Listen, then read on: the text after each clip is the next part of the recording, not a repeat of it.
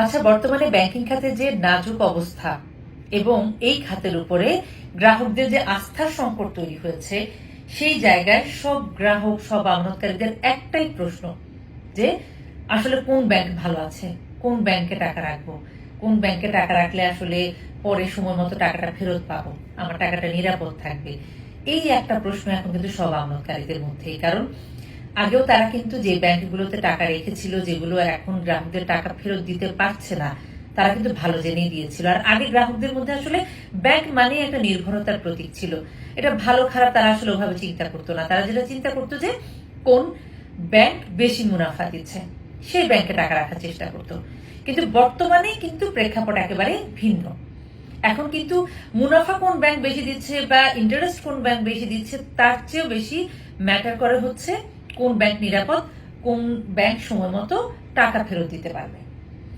তো এই ভাবনাটার জায়গায় অনেকে আমাকেও জিজ্ঞেস করেন যে কোন ব্যাংক নিরাপদ।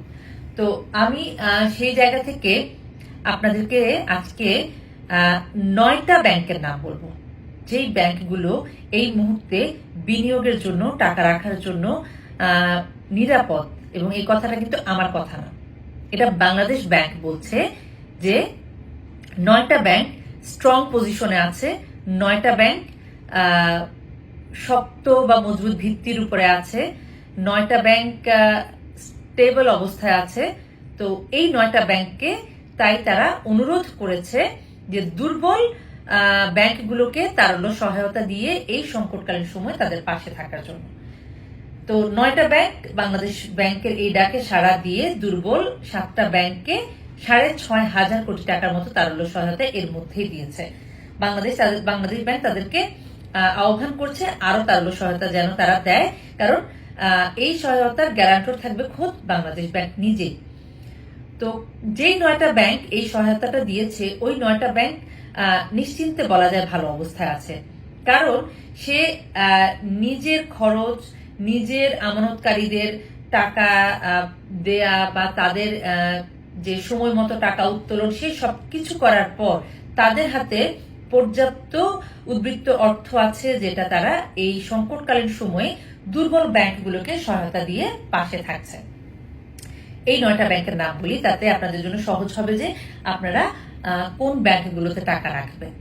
যেহেতু বাংলাদেশ ব্যাংক বলছে, সেহেতু এখানে আপনাদের জন্য একটা আমি বলবো যে আস্থার জায়গা এটা। 9টা ব্যাংকের নাম বলছি, আপনারা ব্যাংকের নামগুলো একটু জেনে রাখুন।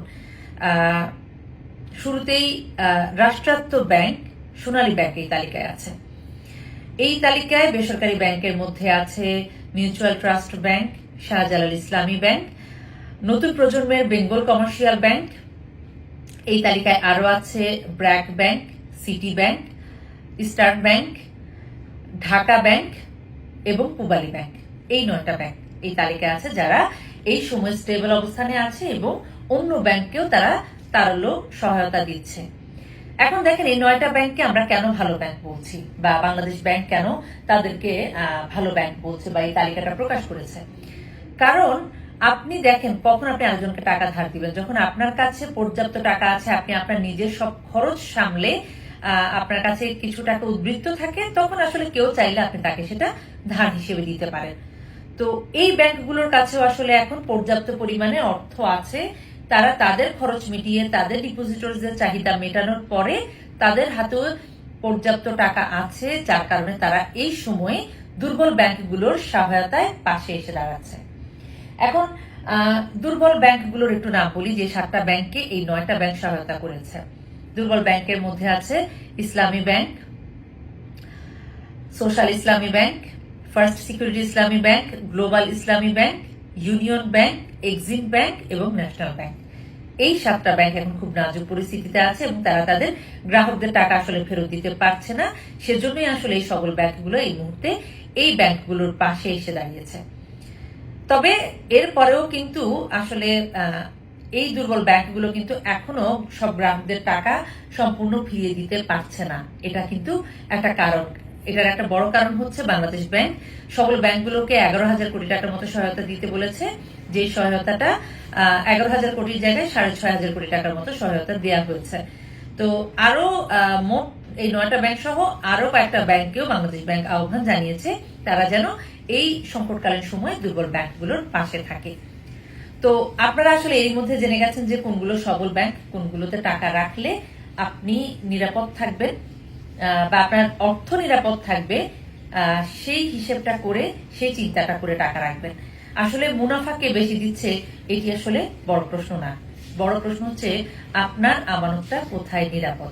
তো বুঝে শুনে আপনার টাকাটা বিনিয়োগ করবেন, কারণ টাকা তো আসলে ঘরে ফেলে রাখা যায় না, সেটা একটা রিস্কি, কারণ সিকিউরিটির একটা ব্যাপার আছে। তো বুঝে শুনে আপনারা আসলে বিনিয়োগ করলে আমার ধারণা আপনার টাকা নিরাপদ থাকবে।